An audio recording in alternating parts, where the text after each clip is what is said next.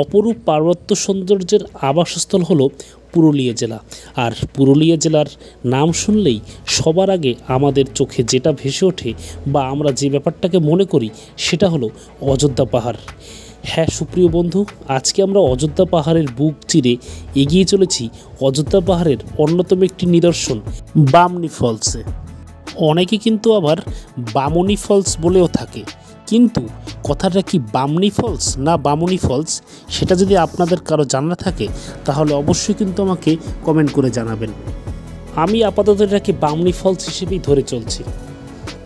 অযোধ্যা পাহাড়ের পাদদেশ থেকে অর্থাৎ লহরিয়া মন্দির, যেখান থেকে অযোধ্যা পাহাড়ে ওঠার রাস্তা শুরু হয়, সেখান থেকে বামনী ফলস প্রায় 5.5 কিলোমিটারের মতো দূরত্ব।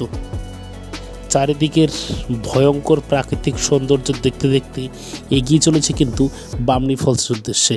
হ্যাঁ, এবারে ভয়ঙ্কর কথাটা কেন ব্যবহার করলাম, কারণ এই অযোধ্যা পাহাড়ে রয়েছে কিন্তু হাতি, সাপ, থেকেও ভয়ানক হলো পাহাড়ি রাস্তার পাশে থাকা খাদগুলো এবং ঢালগুলো।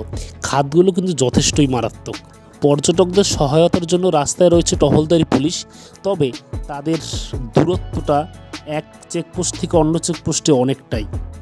পাশে একটা গুহা আসছে, এই গুহা থেকে ঠান্ডা ঠান্ডা হাওয়া বেরোয়, কিন্তু এই হাওয়ার উৎস কোথায় এখন পর্যন্ত কেউ বলতে পারছে না, এবং এই গুহার মুখ থাকে সবসময়ের জন্য বন্ধ। অযোধ্যা পাহাড়ের এই রাস্তায় কিন্তু বড় যানবাহন যেমন বাস, লরির মতো যানবাহন চলাচল নিষেধ। আপনি সেক্ষেত্রে ছোট যানবাহন মানে ছোট 4 চাকার গাড়ি বা বাইক, স্কুটি এগুলো ব্যবহার করতে পারেন। আপনারা যাওয়ার সময় একটু ঘুরে ঘুরে তাকালে দেখতে পাবেন মাঝে মাঝে কিন্তু বন্য হাতি পারাপারের রাস্তা এই সাইনবোর্ডটি লাগানো আছে। সুতরাং সেক্ষেত্রে কিন্তু আপনাদের একটু সতর্ক থাকতেই হবে। আপনাদের সাথে গল্প করতে করতে কিন্তু চলে এলাম অযোধ্যা পাহাড়ের আপার ড্যামে, অর্থাৎ যেটা দেখার জন্য অনেক মানুষ এখানে ভিড় করে থাকেন। অর্থাৎ অযোধ্যা পাহাড়ের একটি গুরুত্বপূর্ণ ঘোরার জায়গা কিন্তু এই আপার ড্যাম। এই ভিডিও আমাদের পরবর্তীতে আসছে, আপনারা অবশ্যই জুড়ে থাকবেন, এই ভিডিওগুলো তাহলে আপনারা পেয়ে যাবেন।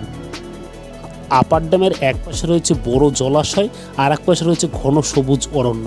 এই যে সেটা আপনারা দেখতে পাচ্ছেন, এই অরণ্যেও কিন্তু অনেক বন্য জীবজন্তু থাকে। আপার ড্যামে একটু সময় রেস্ট করার পর আমরা কিন্তু বেরিয়ে পড়লাম বামনী ফলসের উদ্দেশ্যে।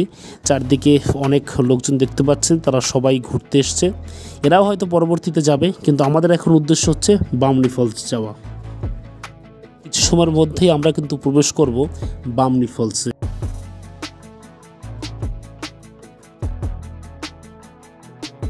সুপ্রিয় দর্শক, আমি বামনী ফলসের একদমই কাছে। দেখুন জলের একটা আলাদাই কিন্তু যে ধারা ওপর থেকে পড়ে যাচ্ছে, পাহাড়ের উপর থেকে জল গড়িয়ে যাচ্ছে, দেখতে পাচ্ছেন।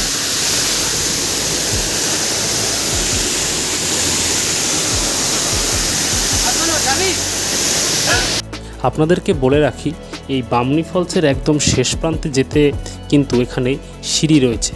তবে হ্যাঁ, প্রথম দিকে সিঁড়িগুলি যথেষ্ট ভালো হলেও শেষ দিকের সিঁড়িগুলি কিন্তু তেমন একটা ভালো নয়। তো বলে রাখি, প্রায় 1000-এর মতো কিন্তু এখানে সিঁড়ি রয়েছে, যে সিঁড়িগুলো পারাপার করে আপনারা কিন্তু বামনী ফলসের নিচে যেতে পারবেন, যেখান থেকে বামনী ফলস থেকে আপনারা একদম জলটাকে সরাসরি পাবেন। যেহেতু অনেকগুলি সিঁড়ি রয়েছে এই বামনী ফলসে, তাই বয়স্করা যদি সিঁড়ি বেয়ে নিচে নামতে চান সেক্ষেত্রে কিন্তু আপনাদের অবশ্যই সতর্ক থাকতে হবে। শীতকালে এই বামনী ফলসে প্রচুর পরিমাণে পর্যটকের সমাগম ঘটে।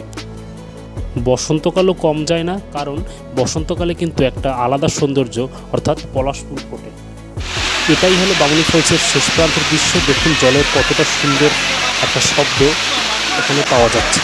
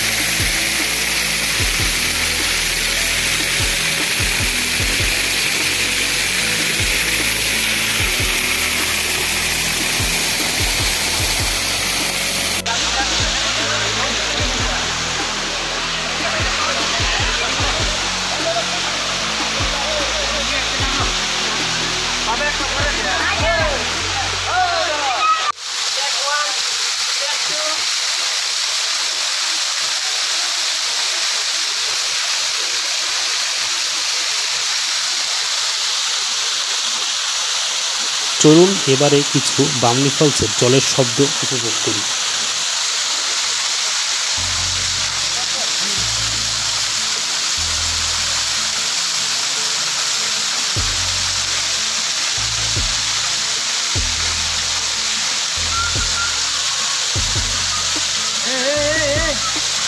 এই ভিডিওটি কেমন লাগলো অবশ্যই কমেন্ট করে জানাবেন। আর যদি ভিডিওটি ভালো লেগে থাকে তাহলে অবশ্যই চ্যানেলটি সাবস্ক্রাইব করবেন এবং আমাদের পাশেই থাকবেন। ধন্যবাদ।